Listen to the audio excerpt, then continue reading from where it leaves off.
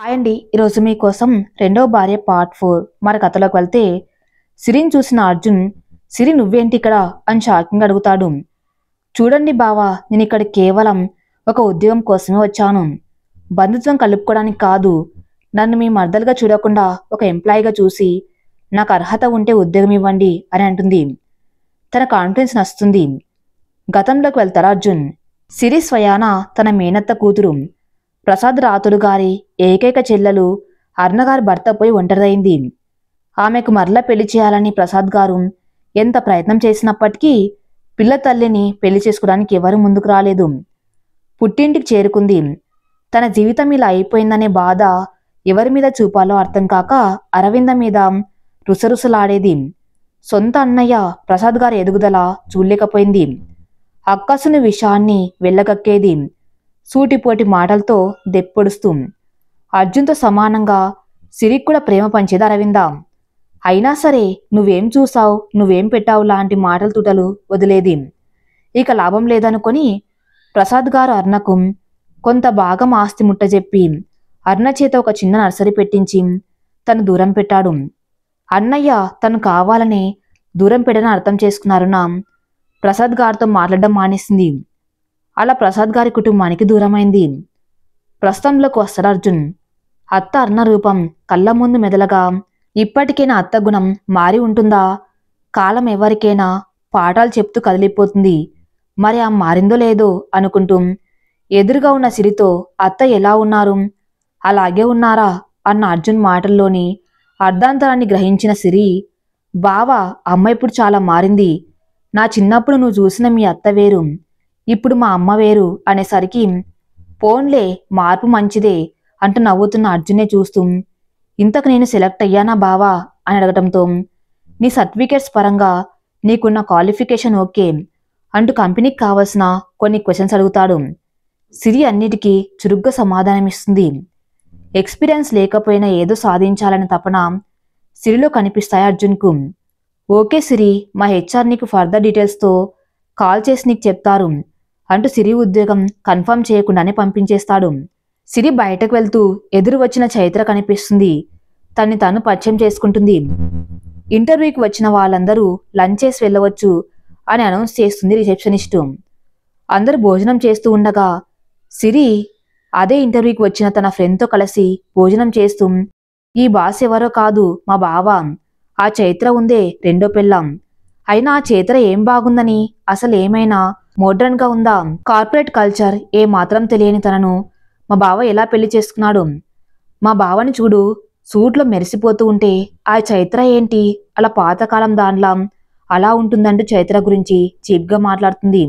మరో 2 రోజులకు selected క్యాండిడేట్స్కు call చేసి హెచ్ఆర్ రమ్మని చెప్పడంతో సిరి సంతోషంగా అర్జున్ ఆఫీస్కి వెళ్తుంది.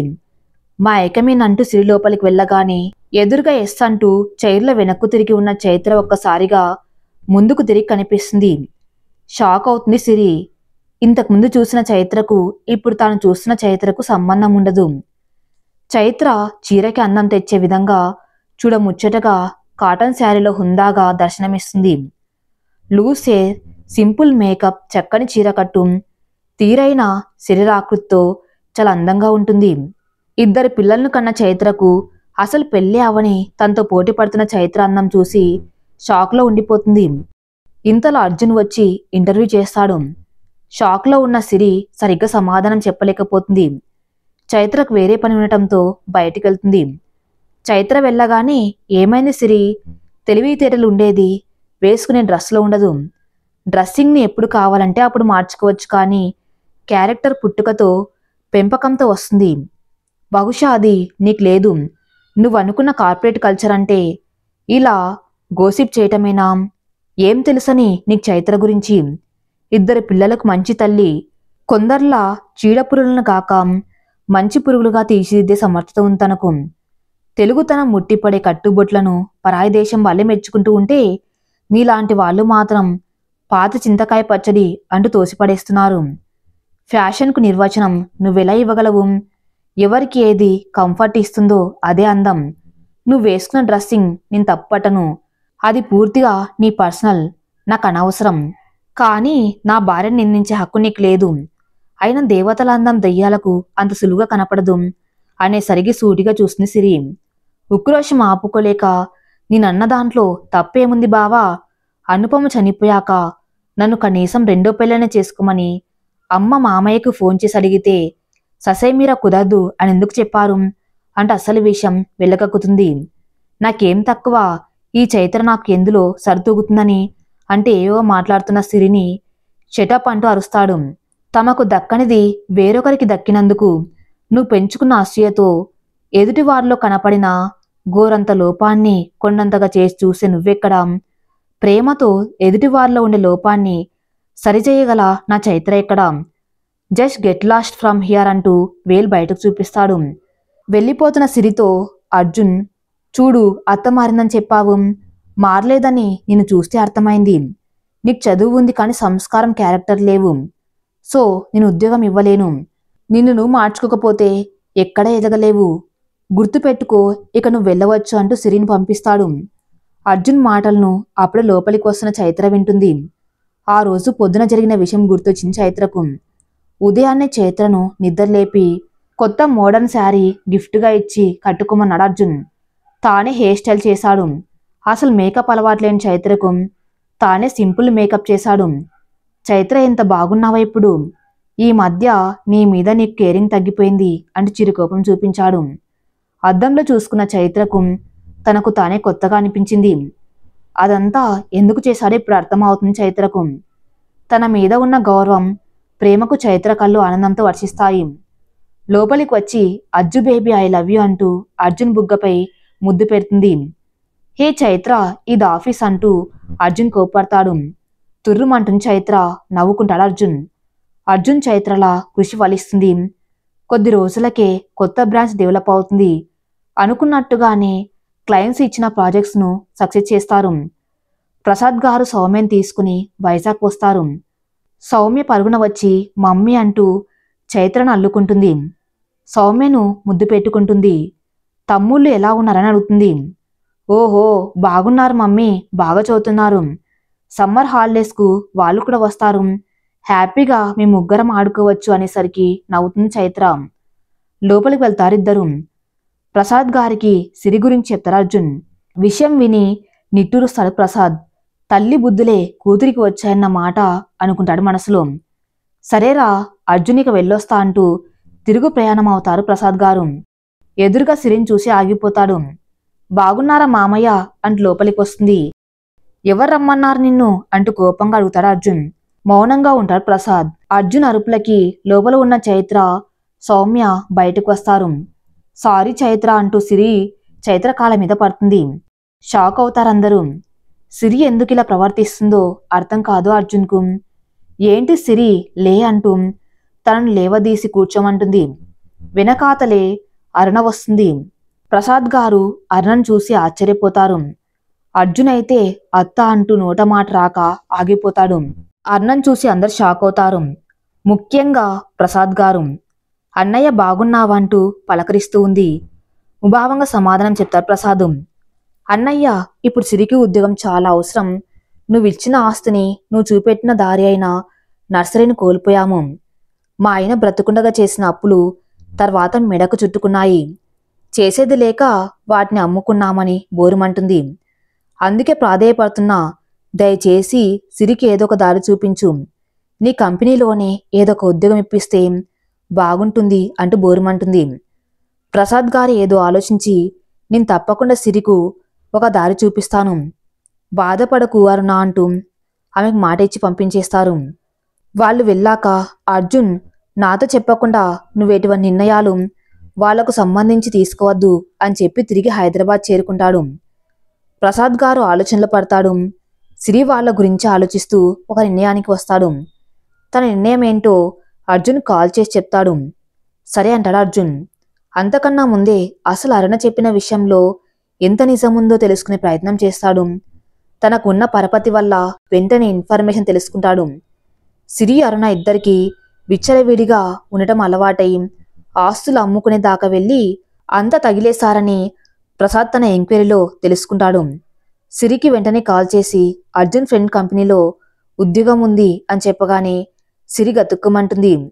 అబ్బే, వేరే ఎక్కడ ఉద్యోగం చేయటం నాకు ఇష్టం లేదు మామయ్య అంటుంది. నీ ఇష్టం, మీ అమ్మ అవసరం అంది కనుక నీకు చెప్పాను. అరుణకు ఫోన్ ఇవ్వమని మాట్లాడతాడు. చూడమ్మా అరుణ, నీ బిడ్డ పేరు మీద 50 లక్షలు రాశాను. అది సిరికి పుట్టబోయే పిల్లలకు చెందుతుంది. సిరి తన భర్తతో కాపురం చేస్తేనే ఆ డబ్బు సిరి సొంతం అవుతుంది. నేను చేయగలిగింది ఇంతే. నేనిచ్చిన ఆస్తిని ఎలా దుబారా చేశారు తెలుసుకోలేని అసమర్థుణ్ణి కాను. తోబుట్టు అని ఈ చివరి అవకాశం ఇస్తున్నా. ఇక మీ ఇష్టమంటూ కాల్ కట్ చేస్తాడు. అరుణకు తన అన్నయ్య మంచితనంతోనే చెంపా మీద కొట్టినట్టు అనిపిస్తుంది. పశ్చాత్తాపం మొదలై బాధపడుతుంది. చేసిన తప్పును దిద్దుకునేందుకు సిరిని దారిలో పెట్టి మేనమాంపై ఆ రోజు నాటిన విషబీజాలను కూకుటి వేర్లతో సహా లాగేస్తుంది. మంచి సంబంధం చూసి పెళ్లి చేస్తుంది. కాలం వేగంగా పరిగెడుతూ ఉంది. కంపెనీలో పార్టీ ఉండటంతో చైత్ర అర్జున్ షాపింగ్కి వెళ్తారు. మోడ్రన్ డ్రెస్ సెలెక్ట్ చేస్తారు అర్జున్. అన్ని డ్రెస్సెస్ స్టైల్ చేసి అర్జున్కి చూపిస్తూ ఉంటుంది చైత్ర. బ్లూ కలర్ డ్రెస్లో అదిరిపోతుంది చైత్ర. అర్జున్ చైత్రను అలాగే ఆ డ్రెస్లో చూస్తూ, నీకు ఈ డ్రెస్ బాగుంది, చాలా బాగా సెట్ అయింది Chaitra, you are looking beautiful అని చెప్తాడు. సిగ్గుపడుతుంది చైత్ర. పార్టీలో అందరి కళ్ళు చైత్రపైనే ఉంటాయి. ఎప్పుడూ ట్రెడిషనల్గా ఉండే చైత్ర పార్టీలో మోడర్న్గా కనపడడంతో అందరూ చైత్ర ఈ డ్రెస్లో కొత్తగా కనిపిస్తూ బాగున్నావు అంటూ కాంప్లిమెంట్స్ ఇస్తారు. చైత్ర కళ్ళలోకి చూస్తూ డాన్స్ చేస్తాడు అర్జున్. చైత్ర అర్జున్ల జంటను అందరూ చూస్తూ ఉండిపోతారు. మేడ్ ఫర్ ఈచ్ అదర్ అంటూ పొగుడతారు. ఈరోజు తమ స్టాఫ్ అందరూ ఇంత సంతోషంగా ఉండడానికి కారణమైన అర్జున్ చైత్రల జంటను మనసులోనే వీళ్ళు బాగుండాలని మనసారా కోరుకుంటారు. అర్జున్ చైత్రల దగ్గరకు సౌమిత్ సాకేతులు కూడా హాలిడేస్కి వస్తారు. ముగ్గురి పిల్లలతో సరదాగా కాలం గడిచిపోతుంది చైత్ర అర్జున్లకు. సౌమ్య పెద్దదయ్యే కొద్దీ అచ్చం అనుపమ రూపురేఖలు సంతరించుకుంటాయి. కొత్త బ్రాంచ్ డెవలప్ అయ్యాక ఇక అర్జున్ చైత్ర సౌమ్యలు తిరిగి హైదరాబాద్ చేరుకుంటారు. చైత్ర సౌమ్యలో అనుపం చూసుకుని మురిసిపోతుంది. చూస్తుండగానే సాకేత్ సౌమితులు పెద్దవాళ్ళు అవుతారు. టీనేజ్లో అడుగు పెడతారు. తండ్రిలాగే సాకేత్ తమ కంపెనీ బాధలు చూసుకోవడానికి మొగ్గు చూపుతాడు.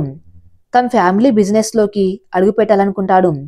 అందుకోసం బిజినెస్ మేనేజ్మెంట్ కోర్సులో జాయిన్ అవుతాడు. సౌమిత్ మాత్రం మెడిసిన్ చేస్తుంటాడు. Soumya fashion designing course complete చేసి సొంతంగా బోటిక్ పెడుతుంది. సౌమ్యకు మంచి సంబంధం రావటం, పెళ్లి ఖాయం అవటం చకచక జరిగిపోతాయి. పెళ్లి కళ ఇల్లంతా సంతరించుకుంటుంది. బంధువుల రాకతో ఇల్లంతా నిండుగా ఉంటుంది. ఇంట్లో ఒగ్గానొక్క ఆడపిల్ల పెళ్ళవటంతో ఇంట్లో అందరు సౌమ్య కాళ్ళను కింద పెట్టకుండా చూసుకుంటారు. సౌమ్యకు హల్దీ ఫంక్షన్ ఏర్పాటు చేస్తారు. పసుపు బట్టల్లో మెరిసిపోతుంది సౌమ్య. అచ్చం అనుపమలాగే ఉన్న సౌమ్యను చూసి తన స్నేహితురాలు గుర్తొచ్చి కళ్ళు చెమర్స్తాయి చైత్రకు. సాకేత్ సౌమితుల అల్లరికి హద్దులు లేకుండా పోతాయి. ఇంతలో కుటుంబ సాంప్రదాయం ప్రకారం అత్తవారింటి నుంచి తీసుకువచ్చిన పసుపును కూడా సౌమ్యకు శనగపిండిలో కలిపి నలుగు పెట్టవలసి ఉంటుంది. అత్తారింటి పసుపు కోసం ఎదురు చూస్తుంటారంతా. సౌమ్యకు కాబోయే భర్త సంజయ్కు వరుసకు చెల్లెలైన ప్రియ పసుపు తీసుకుని వస్తుంది. అప్పుడే సౌమతును తరుముతూ సాకేత్ పరుగున వస్తూ ఉండగా ప్రియను చూస్తాడు. ఎవరు ఏమే అనుకుంటూ ఉండగా, నేను సంజయ్ చెల్లెలను అంటే సంజయ్ నాకు కజిన్ బ్రదర్ అంటూ పరిచయం చేసుకుంటుంది. వెంటనే అరవింద గారు రామ్మ అంటూ లోపలికి తీసుకువెళ్తారు. అందరికీ ప్రియను పరిచయం చేస్తారు. సౌమ్యకు పసుపు రాసి మంగళ స్నానం చేయిస్తూ ఉంటారు ముత్తైదువులంతా. సాకేత్ సౌమితులు గంగలంలో నీళ్లన్నీ కుమ్మరిస్తారు. సౌమ్యపై ఒరే ఆపండ్రా అంటున్న వినకుండా సౌమ్యను అల్లరి పెడతారు. పిల్లల్ని చూసి చైత్ర అర్జున్ మురిసిపోతారు. సౌమ్య సాకేత్ సుమిత్ చెవుల్లో ఏదో చెప్తుంది. ముగ్గురు కలిసి అర్జున్ చైత్రల మీద కూడా పసుపు నీళ్లు కుమ్మరిస్తారు. అందరు నవ్వుకుంటారు. అజయ్ సుంతలు దొరకకుండా పారిపోతారు.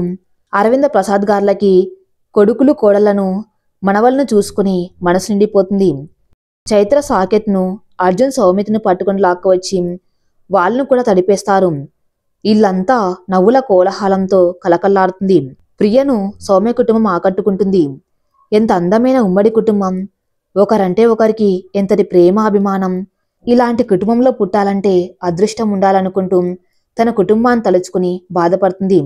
మా అన్నగాడు మంచి కుటుంబానికి అల్లుడవుతున్నాడు, లక్కీ ఫెయిల్ అనుకుంది మనసులోనే. ఇక మంగళ స్నానం అయ్యాక నేను వెళ్ళొస్తానంటూ పెద్దల కాళ్ళకు నమస్కరిస్తుంది ప్రియ. చైత్ర ప్రియను భోజనం చేసి వెళ్ళమంటుంది. లేదు అత్తయ్య, మళ్ళీ కలుస్తాంగా, అప్పుడు తింటాంలేండి అంటూ మొహమాట పడుతుంది. చైత్ర ప్రియ కట్టుబొట్టు మాట తీరు చూసి ఈ కాలంలో కూడా అమ్మాయిని ఇంత పద్ధతిగా పెంచిన అమ్మాయి తల్లి తండ్రులు చాలా గ్రేట్ అనుకుంటుంది మనసులో. ఒకసారి వాళ్ళని చూడాలి అనుకుంటుంది మనసులో. సౌమ్య పెళ్లి రోజు రానే వస్తుంది. సౌమ్య పెళ్లి కూతురుగా ముస్తాబు చేస్తారు సునీత చైత్రలు. సౌమ్యను చూసి మురిసిపోతుంది చైత్ర. మెటికలు విరుస్తూ సునీత సౌమ్యతో అత్తవారింట అందరి మనసులు తెలుసుకుని మసులుకోమని చెప్తుంది. ఎవ్వర్ని తన మాటల చేత కాని పండ్ల చేత కాని బాధ పెట్టవద్దని జాగ్రత్తలు చెప్తుంది. అలాగని ఎవరైనా నిన్ను బాధ పెడితే నీ భర్త సంజయ్తో చెప్పు. ఇక నుండి భర్త అయినా స్నేహితుడైనా అన్నీ నీకు సంజయ్నే. ఒక మాటలు చెప్పాలంటే చైతర్లా ఉండు అని చెప్తూనవుతుంది. అలాగే పెద్దమ్మ, అమ్మని చూస్తూ పెరిగాను. ఎక్కడెలా ఉండాలో అమ్మని చూసి నేర్చుకున్నాం. మనల్ని బాధ పెట్టాలని అనుకునే వాళ్ళ మనసుల్ని కూడా అమ్మ ప్రేమతో ఎలా గెలుచుకుందో నాకు తెలుసు. నేను కూడా అలాగే ఉంటా. చైత్ర కూతుర్ని అనిపించుకుంటా, సరేనా అంటూ సునీత ఆశీర్వాదం తీసుకుంటుంది. పెళ్లి పీటలపై సౌమ్య అజయ్లను చూస్తూ ముచ్చటైన జంట అనుకుంటూ ఉంటారందరూ. అర్జున్ సౌమ్యని చూస్తూ నిన్నటిదాకా నా గుండెలపై ఆడుకున్న పసిపాప సౌమ్య ఎప్పుడు తన కళ్ళ ముందే ఇంత పెద్దదైంది అనుకుంటూ చెమర్చిన కళ్ళను తుడుచుకుంటాడు. చైత్ర అర్జున్ చెయ్యి పట్టుకుని కళ్ళతోనే ధైర్యం చెప్తుంది. సాకేత్ సౌమితులు పెళ్లి వాళ్లకు మర్యాదలు తక్కువ అవ్వకుండా చూసుకుంటారు. దగ్గర ఉండి భోజనాలు తంతు చూసుకుంటూ ఉంటారు. ప్రియ వారిద్దరిని చూసి విష్ చేస్తుంది. ప్రియ తన అమ్మమ్మ తాతయ్యలను పరిచయం చేస్తుంది. ప్రియ వెళ్తూ వెళ్తూ వెనక్కి తిరిగి సాకేత్ను చూసి నవ్వుతుంది. 16 ఏళ్ల తెలుగుతనం ముట్టిపడుతున్న ప్రియను అలాగే చూస్తుండటం సౌమిత్ గమనిస్తాడు. ఏంట్రా విషయం అని అడుగుతాడు. పద పద, అక్కడందరికీ భోజనాలు సరిగ్గా వడ్డిస్తున్నారో లేదో చూద్దామంటూ సౌమిత్ను లాక్క వెళ్తాడు సాకేత్. ఇంతలో ముహూర్త సమయం దగ్గర పడుతుంది.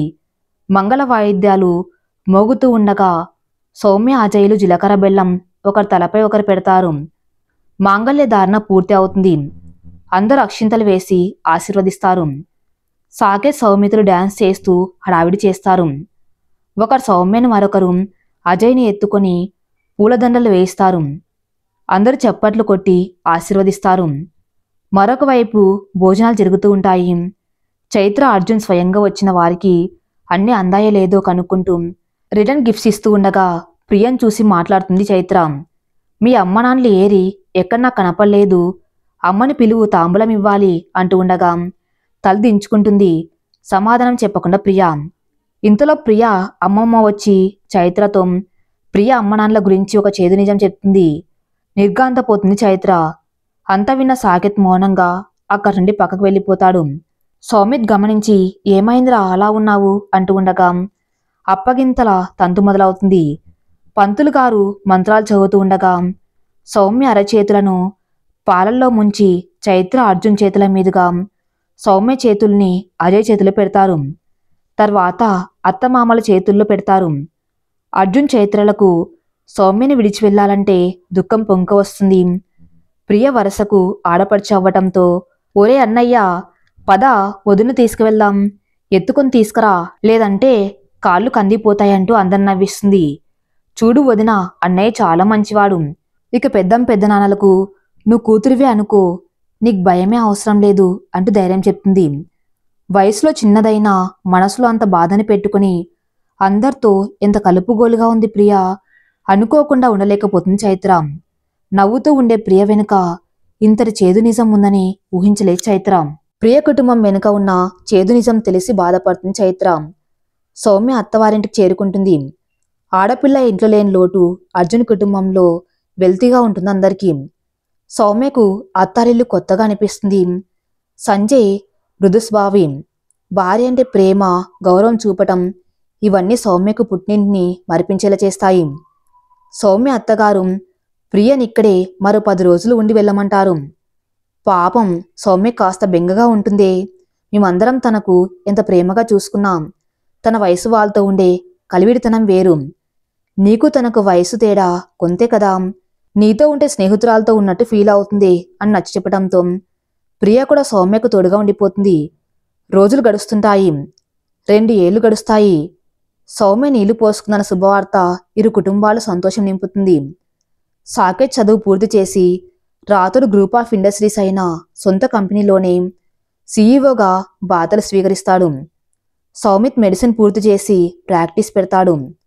నీళ్లు పోసుకున్న సౌమ్యను పుట్టింటికి తీసుకువస్తుంది చైత్ర. అందరు సౌమ్యను చూడగానే అమ్మా సౌమ్య ఎలా ఉందమ్మా నీకు అంటూ అరవింద ప్రసాద్ గారు దగ్గరకు తీసుకుంటారు. కుటుంబం మొత్తం సౌమ్యను అపురూపంగా చూసుకుంటూ ఉంటారు. చైత్రతో కబుర్లు చెప్తూ ఉంటుంది సౌమ్య. మాటల్లో ప్రియ గురించి చెప్తుంది. ప్రియ ఇంజనీరింగ్ కంప్లీట్ చేసి జాబ్ కోసం ట్రై చేస్తుందని, తనతో ఎంతో స్నేహంగా ఉంటుందని చెప్తుంది. చైత్ర సౌమ్యను ప్రియ అమ్మనాన్నల గురించి నేను విన్నది నిజమేనా అని అడుగుతుంది. అవునమ్మా నిజమే, పాపం ప్రియ అమ్మనాన్నలు తన చిన్నగా ఉన్నప్పుడే కొన్ని రీజన్స్ వల్ల విడిపోయారట. అటు అమ్మ ఇటు నాన్న దగ్గర ఉండనని అంత చిన్న వయసులోనే తెగేసి చెప్పిందట. అందుకే తనకిష్టమైన అమ్మమ్మ తాతయ్యల దగ్గరే ఉంటుంది. ప్రియ వాళ్ళమ్మ వేరే ఎవరినో పెళ్లి చేసుకుని ప్రియతో పూర్తిగా తెగతెంపులు చేసుకుందట. ఇక వాళ్ళ నాన్నను తిరిగి ప్రియ ఒక్కసారి కూడా కలవలేదట అంటూ అసలు విషయం చెప్తుంది. అందుకే ప్రియకు ప్రేమ పెళ్లిపై పెద్దగా ఆసక్తి లేదమ్మా. పాపం వాళ్ళమ్మమ్మ తాతయ్యలకు ప్రియకు పెళ్లి చేస్తే తమ బాధ తీరుతుందని తొందరగా పెళ్లి చేయాలనుకొని చెప్తుంటే ప్రియ ఒప్పుకోవటం లేదు అంటూ బాధపడుతుంది సౌమ్య. సౌమ్య కళ్యాణ గడియలు ప్రియకు తప్పకుండా వస్తాయి. తనకు ప్రేమ మీద బంధాల మీద నమ్మకాన్ని కలిగించే వ్యక్తి తన జీవితంలోకి వచ్చిన రోజు తప్పక పెళ్లి చేసుకుంటుంది. నువ్వు బాధపడకు అంటూ నచ్చెప్తుంది. అవునమ్మా నువ్వు చెప్పినట్లు జరగాలి అంటూ దేవునికి కూడా ప్రియ జీవితం బాగుపడాలని వేడుకుంటుంది మనసులోనే. చైత్ర అర్జున్కు కాఫీ ఇస్తూ ఏంటి అర్జున్ గారు హుషారుగా ఉన్నారు, హ్యాపీగా రెస్ట్ మూడ్లో ఉన్నారు అంటూ పక్కనే కూర్చున్న అవుతుంది. మరి సాకేత్ నాకు పని తగ్గించాడు, వాడిని ఆఫీస్లో చూడాలి చైత్ర. ఎంతో పద్ధతిగా ఆర్గనైజింగ్గా టీమ్ స్పిరిట్తో ప్రతి ప్రాజెక్ట్ను సక్సెస్ చేస్తున్నాడు. చిన్నతనంలోనే క్రమశిక్షణ పట్టుదల కలిగి వర్క్ చేయటం చూస్తుంటే ముచ్చటగా ఉంది. డాడీ మీరు రెస్ట్ తీసుకోండి, అక్కతో టైం స్పెండ్ చేయండి, ఇన్నాళ్ళు అక్కను మిస్ అయ్యారుగా అని నన్ను ఇంట్లోనే ఉండమన్నాడు. చైత్ర వాడిని చూస్తే గర్వంగా ఉందంటూ కొడుకును తలుచుకొని మురిసిపోతున్న అర్జున్ని చూసి నవ్వుతూ వాడు మీ కొడుకు అర్జున్ మీలాగే ఉన్నాడు అంటూ ఉండగా ఎవరైనా వింటారు చిన్నగా మాట్లాడడంతో కామైపోతుంది. సాకేత్ లిఫ్ట్లో వెళ్తూ ఉండగా సన్నజాజి మొగ్గల నాజుగ్గా ఉన్న ఒక అమ్మాయి పింక్ శారీలో అదే లిఫ్ట్లో ప్రవేశిస్తుంది. చేతిలో ఫైల్, ముఖంలో టెన్షన్, లూజ్ హెయిర్ను సరిచేసుకుంటూ చేతిలో ఉన్న వాచ్ను పదే పదే చూసుకుంటుంది. సాకేత్ ఆ అమ్మాయిని చూసి చూపు మరల్చలేకపోతాడు. ఆ అమ్మాయి మాత్రం ఎవరిని గమనించే పరిస్థితిలో ఉండదు. ఇంతలో లిఫ్ట్ ఆగుతుంది. ఇద్దరు ఒక్కసారిగా బయటకు వస్తూ ఒకరినొకరు చూసుకుంటారు. సాకేత్ తన ఛాంబర్లోకి వెళ్ళి ల్యాప్టాప్లో వర్క్ చేసుకుంటూ ఉంటాడు. ఆమె రూపమే కళ్ళ ముందు మెదులుతూ ఉంటుంది. ఈ అందం తనకింతకు ముందే పరిచయం అనిపిస్తూ ఉంటుంది. కాని గుర్తురాదు ఎంత ఆలోచించినా కూడా. మా ఐకమీన్ సార్ అంటూ లోపలికి వచ్చిన ఆమె సాకేత్ను చూసి ఆశ్చర్యపోతుంది. ఇందాక లిఫ్ట్లో ఉన్నది సారేనా అంటే ఇతనేనా సాకేత్ గారు, చూసి చాలా రోజులైంది, బాగా మారిపోయారనుకుంటూ గుడ్ మార్నింగ్ సార్ అంటూ విష్ చేస్తుంది. పిఏ వచ్చి సారీమే మన ప్రాజెక్ట్ మేనేజర్, మొన్ననే ఇంటర్వ్యూ చేసి మన కంపెనీ ఇంటర్వ్యూలో సెలెక్ట్ అయ్యారు, ఈ రోజే జాయినింగ్ అంటూ మిస్ ప్రియా అని చెప్పబోతూ ఉండగా ఐఎమ్ ప్రియాంక అంటూ పూర్తి పేరు చెప్తుంది. అమ్మయ్య సాకేత్ నన్ను గుర్తుపట్టలేదులే అనుకుంటూ తన వర్క్లో బిజీ అవుతుంది. టీం మొత్తాన్ని చకచక పనిచేయిస్తూ టీమ్ స్పిరిట్ను నింపుతుంది ఎంప్లాయీస్లో. అందరితో నవ్వుతూ టాకిటివ్గా ఉన్న తను గమనించిన సాకేత్ బ్యూటీ విత్ బ్రెయిన్ అనుకుంటాడు ప్రియాంక పంతనం చూసి. ఆఫీస్ వర్క్ అయ్యాక బయటికి వచ్చిన ప్రియా బస్లో వెళ్తూ ఉండగా హే ప్రియా ఏంటి ఇంత స్లిమ్గా అయిపోయావు, నిన్ను గుర్తుపట్టనే లేదు అంటూ పాత స్నేహితురాలు పలకరిస్తుంది. అవునే కొంచెం ఫిట్గా ఉండమని వర్కౌట్ చేసి స్లిమ్ అయ్యానంటూ అసలు విషయం చెప్తుంది. Oh wow nice, you looking beautiful now అంటూ పొగుడుతుంది ప్రియను తన ఫ్రెండ్. ప్రియ బస్ దిగి నడుచుకుంటూ ఇంటికి వెళ్తూ నేను బాగా మారిపోయాను, అందుకే సాకేత్ గారు నన్ను గుర్తుపట్టలేదేమో అనుకుంటుంది. అయినా నన్ను గుర్తుపట్టలేనంతగా ఏముందిలే, ఎప్పుడో చూశాను నన్ను సాకేత్, సౌమ్య వదిన పెళ్లి తర్వాత నేను తను చూసిందే లేదు అనుకుంటూ ఇంటికి చేరుకుంటుంది. సాకేత్ ఇంటికి వెళ్ళి ఫ్రెష్ అయ్యి బాల్కన్లో కూర్చొని ఆలోచిస్తూ ఉంటాడు. సౌమ్య వచ్చి ఏంట్రా ఎప్పుడు బిజీగా ఉంటావు? కాసేపు ఈ అక్కతో కబుర్లు చెప్పడానికి కూడా తీరిక లేదా అంటూ అలుగుతుంది. అయ్యో అక్క అదేం లేదు, చెప్పు అంటూ కబుర్లు చెప్తూ ఉంటాడు. మాటల్లో ప్రియ గురించి టాపిక్ వస్తుంది. ఆనాడు తన్ను ఆకట్టుకున్న ప్రియ రూపం గుర్తుకు వస్తుంది. ఎందుకో తను చూసిన మొదటిసారే పాజిటివ్ ఒపీనియన్ కలిగిందనుకుంటాడు. ప్రియ వివరాలు సౌమ్యను అడిగి తెలుసుకుంటాడు. సరేరా ఇక నిద్ర వస్తుందంటూ వెళ్ళి పడుకుంటుంది సౌమ్య. సౌమ్యను అడిగి ప్రియా ఫోన్ నెంబర్ తీసుకుని ఒకసారి మాట్లాడాలి అనుకుంటాడు సాకేత్. ఆఫీస్కి వెళ్ళిన సాకేత్ సౌమ్యకు కాల్ చేసి ప్రియ నెంబర్ అడిగి తీసుకుంటాడు. వాట్సాప్ చేస్తుంది ప్రియ నెంబర్ను సౌమ్య. ఓకే అంటూ సేవ్ చేసుకోబోతూ ఉండగా మీటింగ్ టైం అవ్వటంతో తర్వాత సేవ్ చేసుకోవచ్చు అనుకుంటూ మీటింగ్కు అటెండ్ అవుతాడు. మీటింగ్లో ప్రాజెక్టు వర్క్ను చాలా బాగా ఎక్స్ప్లెయిన్ చేస్తుంది ప్రియాంక. క్లయింట్స్ ఇంప్రెస్ అవుతారు. ప్రియాంకను మెచ్చుకుంటాడు సాకేత్. ప్రియా ఇంటికి వెళ్ళి ఫ్రెష్ అయ్యి ఆఫీస్లో విషయాల్ని తలుచుకుంటూ సాకేత్ పొగడ్తలు గుర్తుకు వచ్చి సంతోషిస్తుంది. అంతలోనే అమ్మో నీ ప్రియా అని తెలిస్తే నన్ను అసహించుకుంటాడేమో, ఈ పాటికే నా తల్లిదండ్రుల గురించి సౌమ్య వదిన వాళ్ళ ఇంట్లో చెప్పే ఉంటుంది. సాకేత్ గారికి మా ఫ్యామిలీ అంటే చిరాకు తెచ్చుకుని ఉంటారు. బంగారం లాంటి వాళ్ళ ఉమ్మడి కుటుంబంలో పెరిగారు. అసలు నాలాంటి జీవితం కుటుంబం ఆయన కల్లో కూడా చూసి ఉండరు. అమ్మో నీ మాత్రం ప్రియాగా సాకేత్ కంట పడను అనుకుంటుంది. ఇంతలో ప్రియ మొబైల్ రింగ్ అవుతుంది. షాకింగ్గా చూస్తూ లిఫ్ట్ చేయకుండా ఉండిపోతుంది ప్రియా. సాకేత్ నెంబర్ డిస్ప్లే అవుతూ ఉంటుంది. డైలీ నాతో సాకేత్ గారు ఫోన్లో ఆఫీస్లో మాట్లాడుతూనే ఉంటారు. ఇప్పుడు నేను మాట్లాడితే గుర్తుపట్టేస్తారు, ఏం చేయాలి అనుకుంటూ లిఫ్ట్ చేస్తుంది. ఇంతలో కాల్ కట్ అవుతుంది. ఆలోచనలో పడతాడు. సాకేత్ మనసులో ఎప్పుడో సౌమ్యక్క పిల్లలో కలిశాను ప్రియను, ఇప్పుడు డైరెక్ట్గా తనకు ఫోన్ చేసి ఏమని మాట్లాడతాను, చేద్దామా వద్దా అనుకుంటూ ఆలోచనలో పడతాడు. చేద్దాంలే, ఎలాగో జాబ్ ట్రయల్స్లో ఉందని సౌమ్యక్క చెప్పిందిగా, అదే విషయం గురించి మాట్లాడాలి అనుకుంటూ మళ్ళీ కాల్ ట్రై చేస్తూ ఉంటాడు. ఇంతలో హాయ్ బ్రో వాట్సాప్ అనుకుంటూ సౌమిత్ వస్తాడు. చేతిలో ఫోన్ చూస్తూ ఓ మన ప్రియకు కాల్ చేస్తున్నావా అంటూ చేతిలోని ఫోన్ లాక్కొని హే ప్రియా హౌ ఆర్ యూ, ఒకసారి ఇంటికి రా మాట్లాడాలి, ముఖ్యంగా మా సాకేత్తో మాట్లాడదువు గాని నీ కెరియర్కి కావలసిన గైడెన్స్ ఇస్తాడు. సౌమ్యక్క చెప్పింది నువ్వేదో జాబ్ ట్రయల్లో ఉన్నావని.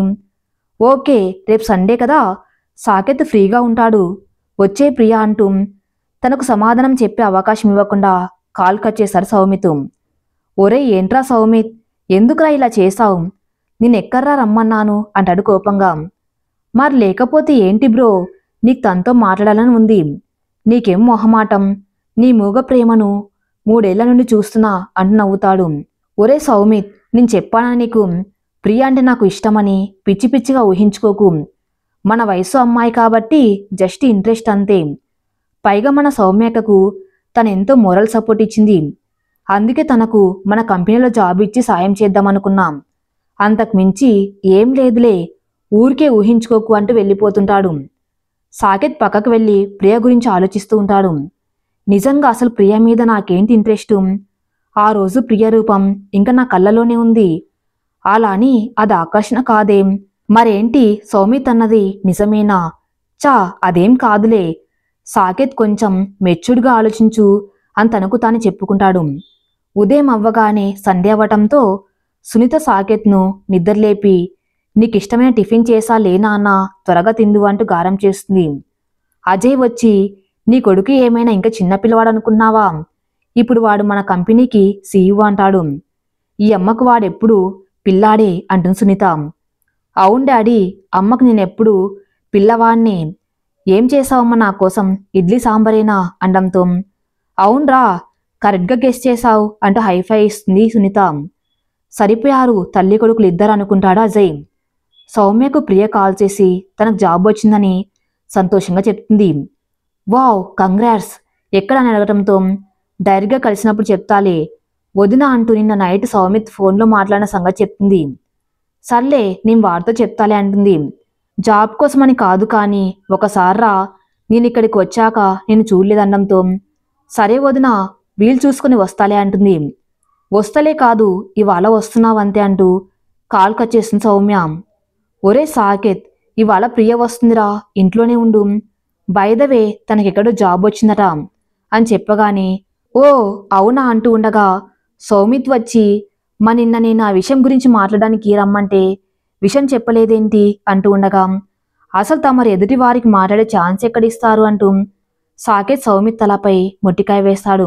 కాలింగ్ బెల్ మోగ్గానే వెళ్లి తలుపు తీశాడు.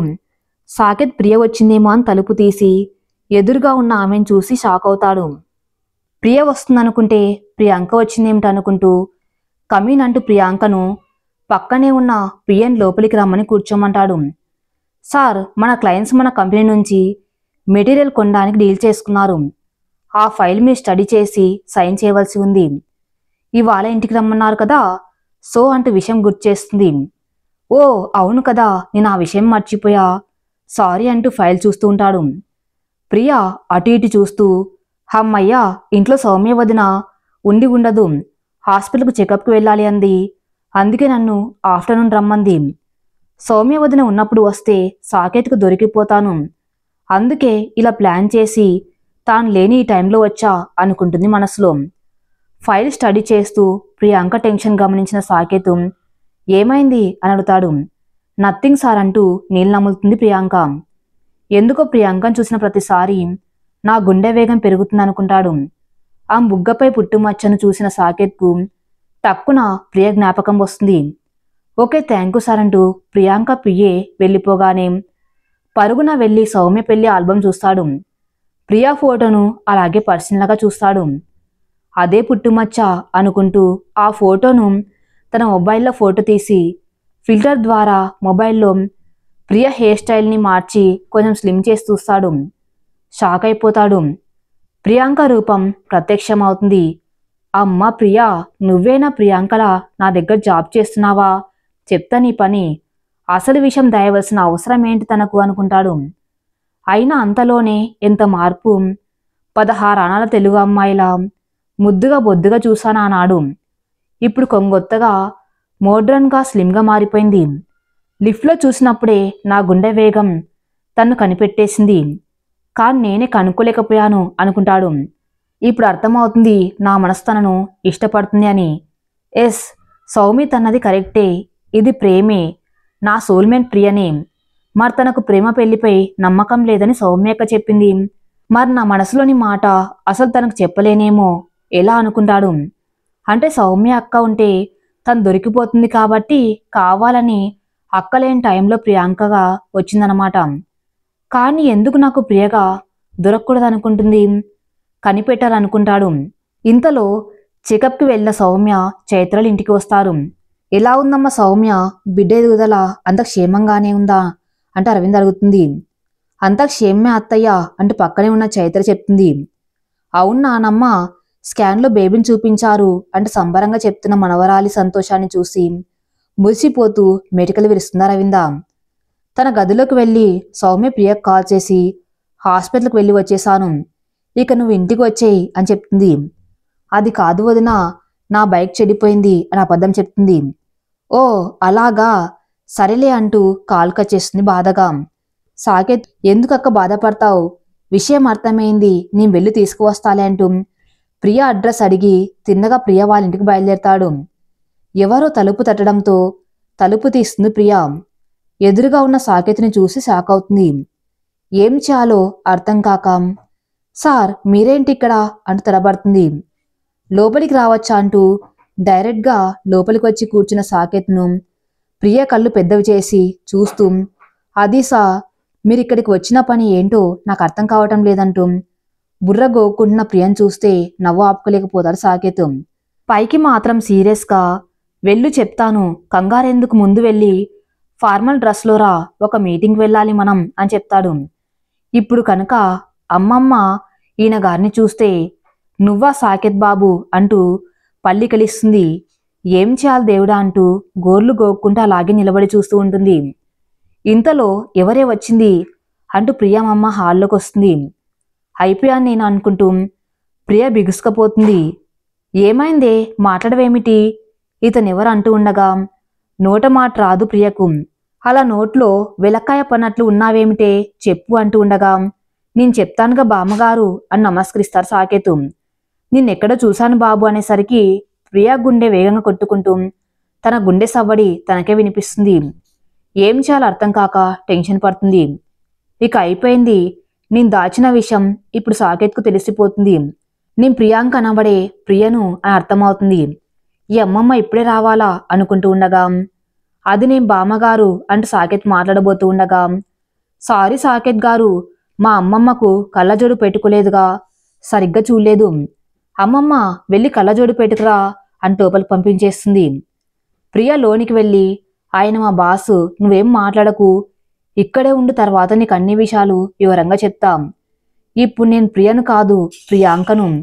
ఓకే అంటూ బయటికి వస్తుంది ఫార్మల్ డ్రెస్ వేసుకుని. ప్రియాంక సాకేత్తో ఇక వెళ్దామా సార్ అంటూ ముందుకు కదులుతుంది. ఒక్క నిమిషం, నాకు కూడా ఆవిడను ఎక్కడో కలిసిన గుర్తు, బహుశా మాకు బంధువులు కావచ్చు, ఏదో ఫంక్షన్లో కలిసినట్టు గుర్తు అంటూ ఉండగానే, అబ్బే అదేం లేదు సార్, మా అమ్మమ్మ అసలు ఎక్కడికి వెళ్ళదు సార్, ఆమె పెళ్లిళ్ళు పేరెంటాలకు అస్సలు వెళ్ళదు అంటూ కంగారుగా మాట్లాడుతుంది. ఇక ప్రియని ఇబ్బంది పెట్టడం ఇష్టం లేక, ఓకే పద వెళ్దాం అంటూ కారు తీస్తాడు. సాకేత్ డ్రైవ్ చేస్తూ ఉండగా, ఇప్పుడు మీటింగ్ ఎక్కడ సార్ అని అడగడంతో, ఇక ఎక్కడ మా ఇంట్లో అనగానే, వాట్ అంటూ వాటర్ తాగుతూ ఉన్న ప్రియకు పొలమారుతుంది. హే ప్రియాంక, ఆర్ యు ఓకే అంటూ తలపై తడతాడు. ఐఎమ్ ఓకే సార్, బట్ ఇంటికి ఎందుకు సార్, ఆఫీసులో మీటింగ్ ఏర్పాటు చేయవచ్చుగా అంటూ కావాలని తన చేతిలో ఉన్న వాటర్ బాటిల్ని వంపేస్తుంది. అయ్యో సార్, నా డ్రెస్ మొత్తం తడిచిపోయింది, మరోసారి మీటింగ్ ఏర్పాటు చేయండి, నేను దిగి క్యాబ్లో వెళ్ళిపోతానంటూ ఎస్కేప్ అవుతూ ఉండగా, వాట్, ఇంత చిన్న విషయానికి ఎవరైనా మీటింగ్ క్యాన్సిల్ చేస్తారా, ఇదిగో హెయిర్ డ్రయర్ అంటూ కార్ ర్యాక్లో నుండి తీసిస్తాడు. ఈ మహానుభావుడు ఇలాంటివి కూడా మెయింటైన్ చేస్తారనుకుంటూ డ్రయర్ తీసుకుంది. ఇక చేసేది లేక, నువ్వు డ్రెస్ ఆరబెట్టుకో అంటూ తన కార్ దిగి వెయిట్ చేస్తూ ఉంటాడు. అయ్యాక చెప్పమంటాడు. బాబోయ్, ఈ సాకేత్ గారు వదిలేలా లేరే, ఏం చేస్తాం, వెళ్ళక తప్పదనుకుంటూ, సార్ ఓకే సార్ వెళ్దాం అని చెప్తుంది. తిరిగి డ్రైవ్ చేసుకుంటూ వెళ్తారు ఇద్దరు.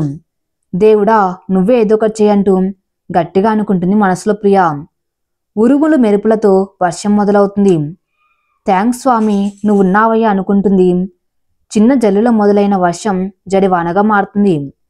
ఎఫ్ఎంలో తుఫాను హెచ్చరిక అనౌన్స్ చేస్తుంటారు. ఈ కార్ డ్రైవ్ చేయలేక ప్రియ అక్కడ ఏదో షాపింగ్ మాల్ ఉంది కదా, అక్కడికి వెళ్దాం పదా అంటూ అటువైపు దారి తీస్తారిద్దరు. ఎందుకో ప్రియకు కంగారుగా అనిపించి టెన్షన్ పడుతూ ఉండటం గమనించిన సాకేత్, ప్రియ కంగారు పడకు, వర్షం తగ్గిపోతుంది, నీకు భయం లేదంటూ ధైర్యం చెప్తాడు. చూస్తుండగానే వర్షం తగ్గుముఖం పడుతుంది. తిరిగి ఇంటికి బయలుదేరుతారిద్దరు. ఇక ఈ జిడ్డు సాకేత్ వదలనుకుంటా ఏదైతే అది అవుతుంది పోనీ అనుకుంటుంది మనసులో. ప్రియ అవస్థ చూసి నవ్వుకుంటాడు సాకేత్ మనసులో. ఇంటికి చేరుకుంటారిద్దరు. ప్రియ సిట్టియర్ అంటూ తన ఇంట్లోనే ఉన్న ఆఫీస్ క్యాబిన్లో కూర్చోమని తను పైకి వెళ్తాడు. సౌమ్య వదిన ఎక్కడ ఉందో ఏమిటో అనుకుంటూ దిక్కులు చూస్తూ ఉండగా ప్రియ భుజంపై ఎవరో చేయి వేయటంతో ఉలిక్కిపడి వెనక్కి తిరిగి చూసేసరికి చైత్ర ఉంటుంది. ప్రియ చైత్రను గుర్తుపట్టి హాయ్ ఆంటీ అంటూ విష్ చేస్తుంది. అంతలోనే నాలిక కరుచుకుని, sorry ma'am, I'm Priyanka, project మేనేజర్గా మీ కంపెనీలోనే వర్క్ చేస్తున్నాను అంటూ పరిచయం చేసుకుంటుంది. రామ్మ అంటూ హాల్లోకి తీసుకువెళ్తుంది. మా సాకేత్ ఎప్పుడు ఎవరిని ఇంటికి తీసుకురాడు, కానీ నిన్ను తీసుకువచ్చాడు అంటే ఏదో విషయం ఉంది అంటుంది. కాఫీ తెస్తాను అంటూ లోపలికి వెళ్తుంది చైత్ర. ఇంతలో సాకేత్ క్యాజువల్ డ్రెస్లో వస్తాడు. ప్రియా సాకేత్ని చూసి, అదేంటి, మీటింగ్ ఉందని నన్ను ఫార్మల్ డ్రెస్లో తీసుకువచ్చి ఈయనేంటి ఇలా ట్విస్ట్ ఇచ్చాడు అనుకుంటూ నోరు వెలబెడుతుంది. హాయ్ ప్రియా, మీటింగ్కి రావాల్సిన ఫారిన్ క్లయింట్స్ ప్రోగ్రామ్ క్యాన్సిల్ చేశారు, ఎలాగో వచ్చావు కాబట్టి మా ఫ్యామిలీని పరిచయం చేస్తాను, వెయిట్ అంటాడు. మా సౌమ్య అక్క పడుకుంది, లేచాక కిందికి వస్తుంది. ఇంతలో ఈ ఆల్బమ్ చూడు అంటూ సౌమ్య పెళ్లి ఆల్బమ్ ఎదురుగా పెడతాడు. గతుక్కమంటుంది. ఒక్కొక్క ఫోటో చూపిస్తూ ప్రియా ఫోటో దగ్గర సాకేత్ చెయ్యి ఆగిపోతుంది. గుటకలు మింగుతూ ప్రియా సాకేత్ వైపు అలాగే చూస్తూ ఉండగా, తిని ఎవరో తెలుసా, ఈమె పేరు ప్రియా, తొలి చూపులోనే ఆమెను ఇష్టపడ్డాను, కానీ అది ప్రేమ అని తెలుసుకునే వయసు అప్పుడు నాకు లేదు. ఇప్పుడు తెలిసింది, కానీ తను ఎక్కడ ఉందో నాకు తెలియదు, నీకు కనిపిస్తే చెప్తావా, ఈ సాకేత్ ఆమెను ఇష్టపడుతున్నాడని అంటూ ప్రియా చెయ్యి పట్టుకుంటాడు. సా నాకేం తెలుసు ఆమె ఎక్కడ ఉంటుందో అంటూ తడబడుతుంది. ప్రియా నీకెందుకు ఈ నాటకం? నువ్వు ప్రియవే అని నాకు అర్థమైంది. అందుకే ఇంటి వరకు తీసుకువచ్చాను. మా ఇల్లు అంటే నాకు చాలా ఇష్టం. ఇది నాకు దేవాలయంతో సమానం. అందుకే నా మనసులోని మాటను ఇక్కడ తెలపాలని నిన్ను ఇక్కడి వరకు లాక్కుని వచ్చాను అంటూ తన కళ్ళలోకి చూస్తాడు. ప్రియకు ఒక్కసారిగా తన అమ్మ నాన్నల ప్రేమ, పెళ్లి విడాకులు, తను ఒంటరి చేసి ఎవరి దారి వాళ్ళు చూసుకోవటం గుర్తు వస్తాయి. కళ్ళ ముందు తను నిద్ర లేకుండా గడిపిన బాల్యం గుర్తొస్తుంది. డిప్రెషన్తో బాధగా గడిపిన రోజులు గుర్తుకు వస్తాయి. నో అంటూ చెయ్యి విదిల్చుకుంటుంది. ప్రియ సాకేత్ లవ్ని యాక్సెప్ట్ చేస్తుందా? మరి తర్వాత ఏం జరగబోతుందో నెక్స్ట్ ఎపిసోడ్లో చూద్దాం. నెక్స్ట్ ఎపిసోడ్ కోసం నా ఛానల్ని ఫాలో అవుతూ ఉండండి. Thank you for listening.